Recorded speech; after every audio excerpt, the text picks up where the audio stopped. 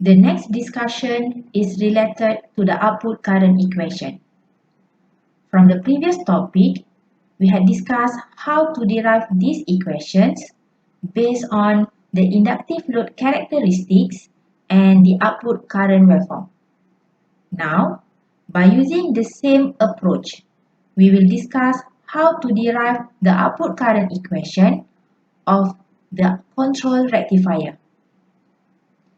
In general, the equation of the output current waveform is also IF plus IN, where IF is the forced response current and IN is the neutral response current.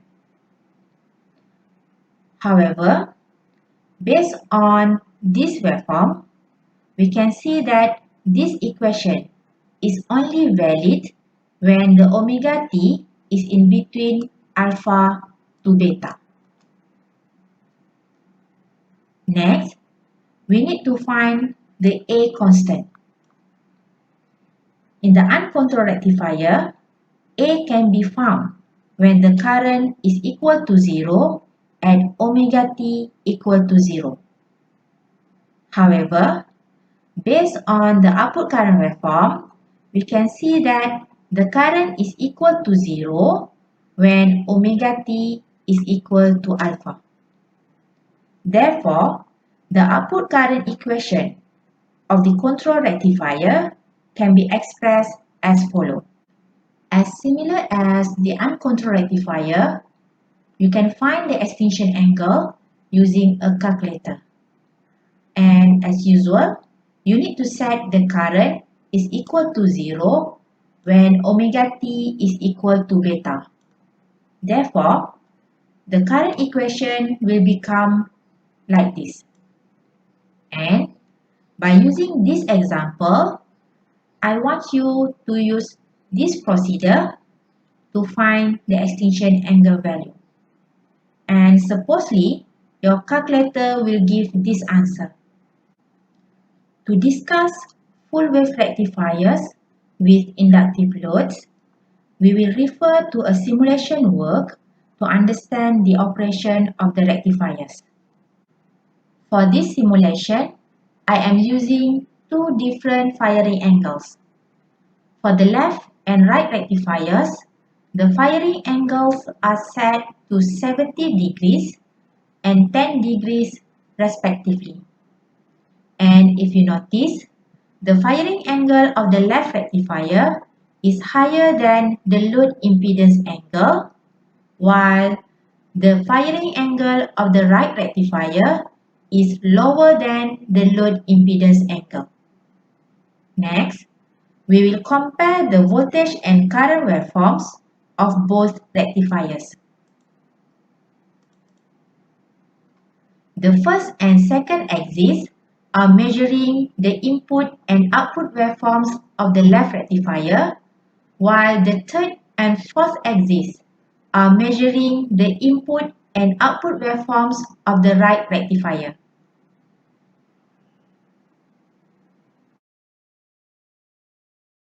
Now, I will zoom the output current waveform during the steady state condition. Based on the graph, we can see that by using a large firing angle, the left rectifier is supplying discontinuous current to the load. This condition happens because the next control signal is injected when the inductor is fully de-energized. On the other hand, by using a smaller firing angle, the right rectifier can supply continuous current to the load.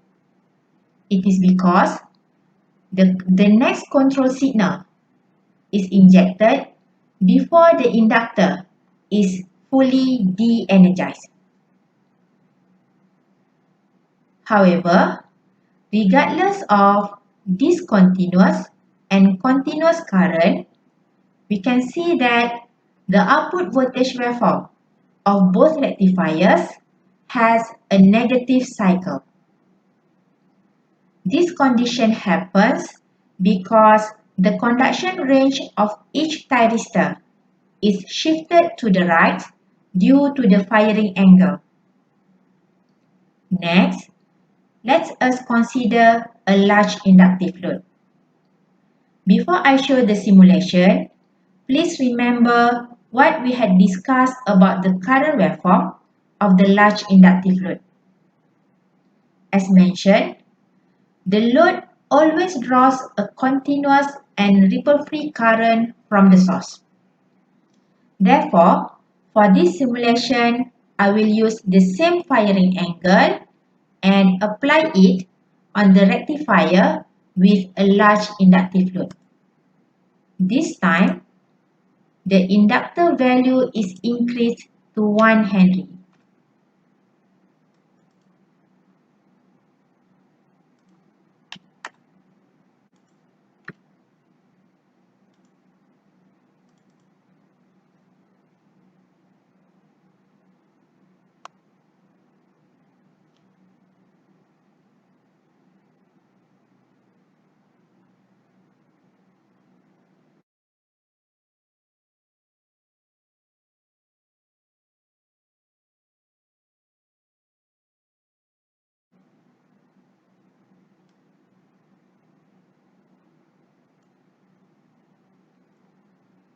From the scope, we can see that both rectifiers are supplying a continuous and ripple-free current to the load. As a result, the wave shape of the input current is a square wave.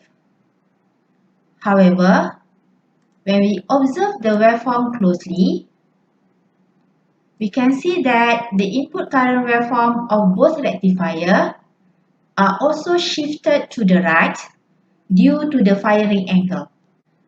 Therefore, when we want to analyze the input current waveforms, especially using Fourier series, we need to consider the effects of the firing angle.